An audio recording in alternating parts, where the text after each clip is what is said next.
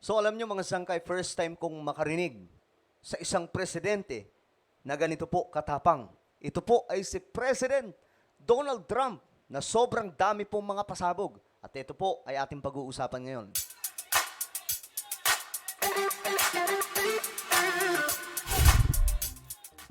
Hello, what's up guys? This is me. I'm back for another vlog today. Kamusta po kayong lahat?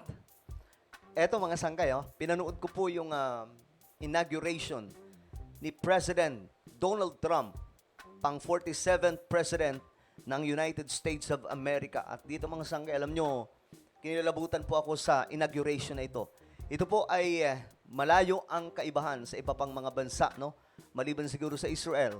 Kasi mga sangkay, ang inauguration na ito ni President Donald Trump, talagang akala mo o aakalain mo talaga mga sangkay na isang worship service. Mayroong palakpakan at sigawan para sa Panginoon mga sangkay at dinideklara po nila na ang kanilang bansa ay babalik sa Diyos.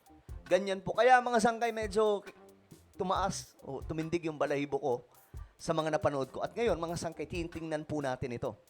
Bago tayo magsimula, pakisubscribe po muna yung ating YouTube channel. Ayan po, tayo ay 1.4 million subscribers na mga sangkay. So sa mga hindi pa po nakakapag-subscribe dyan, okay, makikita nyo po yung subscribe button sa baba ng video na to. I-click nyo lamang po yan, tapos i-click nyo yung bell at i-click nyo po yung all. Sa lahat ng mga solid sangkay dyan, mag-comment po kayo ng hashtag solid sangkay kasama po ang inyong mga lugar para magkakilala po tayo. Alright?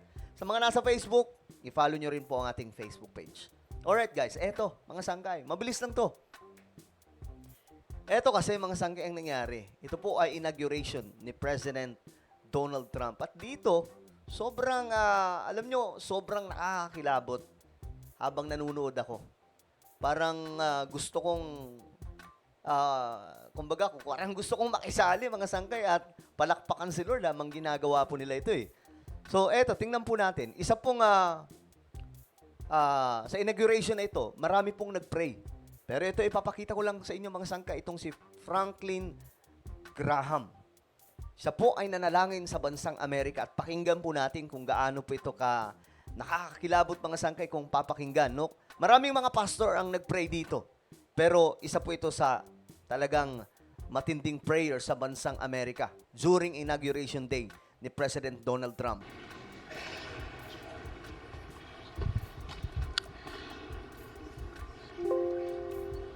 Mr.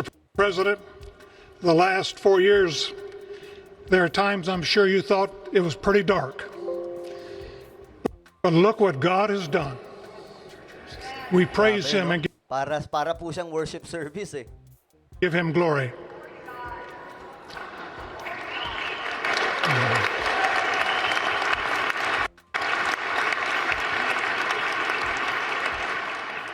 Alam niyo mga sangkay, mahabang panahon ang bansang Amerika nababalot po ng mga makakapangyarihan na tao o tinatawag po itong mga elitista. No?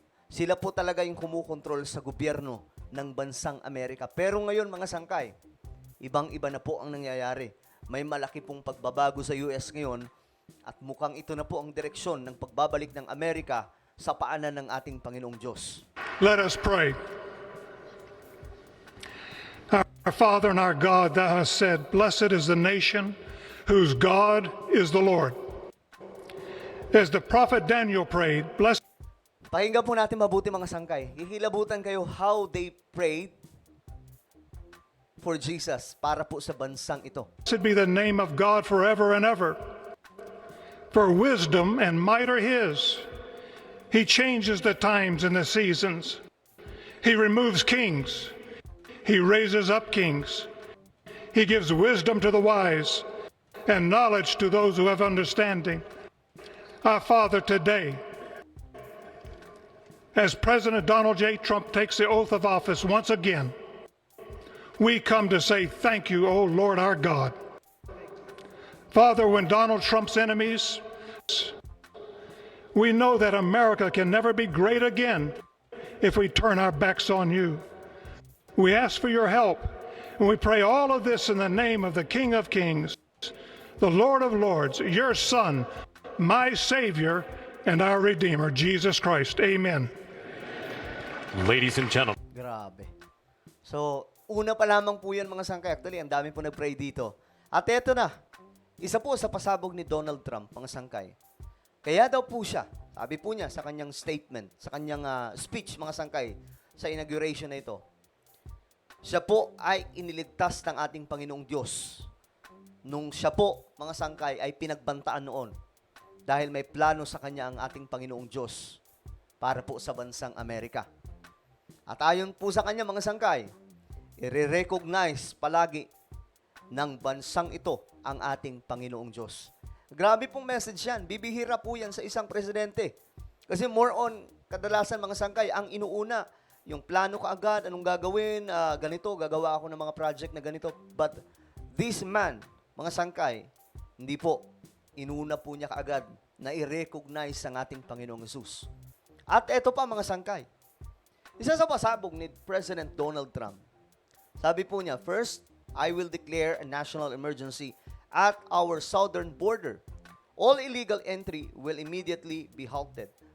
And we will begin the process of returning millions and millions of criminal aliens back to the places from which they came. I will send troops to the southern border to repel the disastrous invasion of our country. So marami pong paaalisin ngayon sa bansang Amerika, mga taong illegal na namumuhay doon. So good luck po sa lahat. Ang alam ko may mga kababayan din po tayo dyan na madadamay dahil po sa mga taong pumapasok mga sangkay sa border ng bansang Amerika. So sila lang po talaga yung target niyan, mga sangkay, yung mga pumapasok doon sa border ng US, pero madadamay po sila kasi lahat natitingnan yung papel. No? Isa po yan, mga sangkay, actually sobrang dami ng pasabog, pero tingnan po natin itong mga mahalaga. Ito yung pinakamalupit. Nga sinasabi ko nga mga sangkay na first time kong nakarinig ng isang presidente na ganito katapang. Dahil lahat po na halos ng presidente, lalong-lalo na po sa western countries, maging dito sa Asia, takot po magsalita dito sa bagay na ito mga sangkay. Dahil takot po mabash, takot po ma-judge, no? At etong Pangulo ng bansang Amerika, matindi po mga sangkay. Panoorin po natin.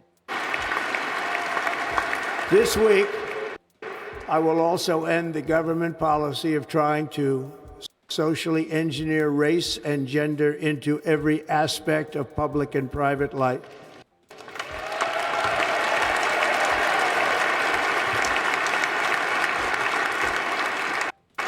We will forge a society that is colorblind and merit-based.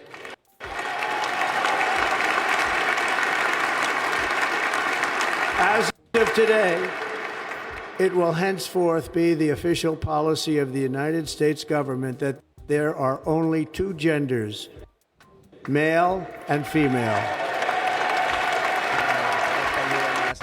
Alam nyo, kinilabutan ako sa part na to eh. Mula daw sa araw na ito, ayon po dito mga sangkay, basahin na lamang po natin.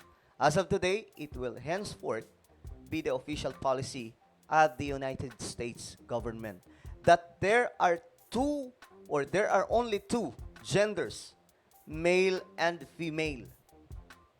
Mga sangkay, present po dito ang Democrats. Andyan po si Barack Obama na dumungis sa bansang Amerika, mga sangkay. Na lahat ng kalayaman nasa US. So ibang-iba, sobrang tapang mga sangkay. Bibira yung presidente na nagsasalita mga sangkay about this issue.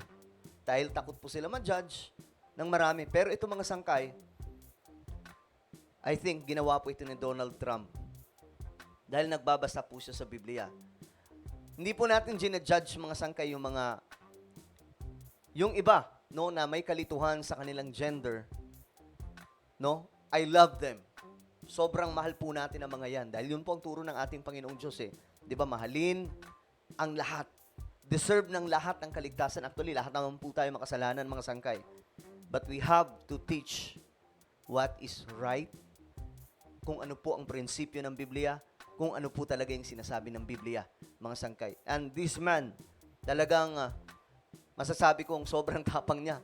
Dahil kahit po si President Duterte, hindi niya po nasabi yan. 'Di ba?